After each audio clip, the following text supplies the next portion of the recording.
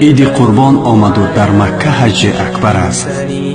دوست را تبریک کردن سنت پیغمبر است.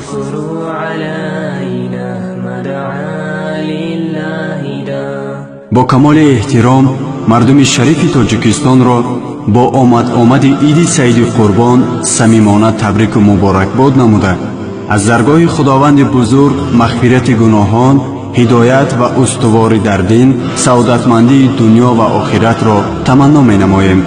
بگذار خداوند بزرگ از برکات این لحظه های مبارک همه ما را برخوردار بگرداند.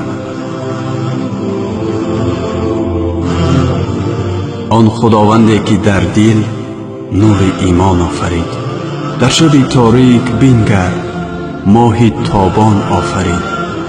تیغ را بر حلق اسماعیل پیغمبر نهاد، بعد از آن بر مومنانش عید قربان آفرید. با تمنای عمل شوی آرزوهای نیک همه شما و کل مسلمانان دنیا را به مناسبت عید سعید قربان صمیمانه تبریک و مبارکباد گفته برایتان خوشحالی روزگار، دسترخوان پرناز و نعمت، برای کار و کامیابی های بی‌نظیر، صلح و وحدت و فیض و برکت را تمنا می نماییم. عید سعید قربان مبارک باشد هموطنان عزیز. عید سعید قربان مبارک. عید سعید قربان مبارک.